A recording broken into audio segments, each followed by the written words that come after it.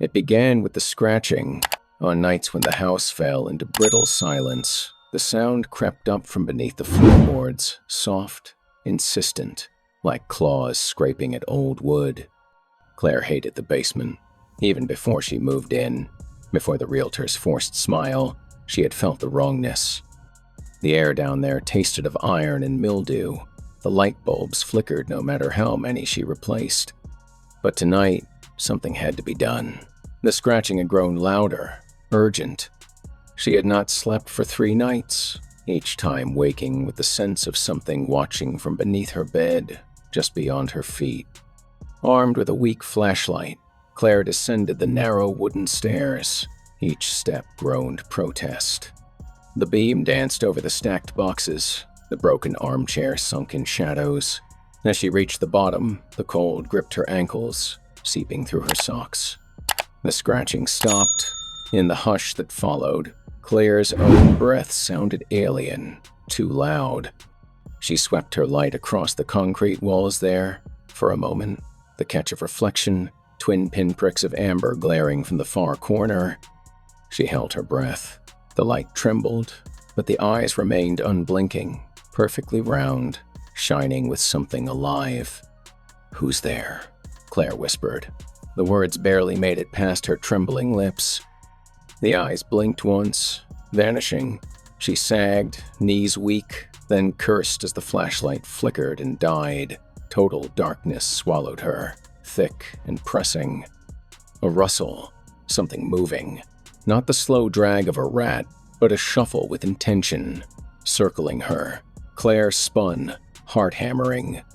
In the black, a cold, wet whisper grazed her ear. "Let me see."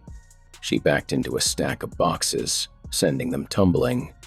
Moonlight slithered through a dirt-streaked window, just enough to see movement, pale hands crawling across the floor, attached to no body but gliding, hungry. The eyes returned, now above the hands, suspended in the dark like hateful little moons. Now its second story. The rain hammered the shattered windows of Black Hollow Asylum, each drop a staccato echo in the long dead corridors. Years had passed since the last patient shuffled out, yet the place gripped the edge of town like a malignant growth. Locals whispered about the asylum's impossible corridors and the mournful music that drifted on some nights, but only when the moon was thin and sickly. Julie, a curious grad student in local folklore, pressed her flashlight deeper into the gloom. The world behind her was a different color. In here, light was feeble, sickly pale like a memory clinging to the walls. She paused beside a door inset with frosted glass, the words "Records Department" etched like a threat. She inhaled, rot, mildew, a sharp tang of old antiseptic. Something creaked above. Julie's goal: to uncover the truth behind the fabled whispering ward. Legends told of an experiment patients locked away, never seen again, but their voices lingering in the halls. Her hands trembled as she eased open the records room door. Old files lay in ruin, water warped and moth-eaten. Then her light caught a slim, dustless diary on the desk, as though recently handled. She read the first page, penned in a crabbed, frantic hand. "They're in the walls. Every night, closer. Dr. Nielsen says sound travels differently here. The maze changes if you listen." A chill snaked up Julie's back.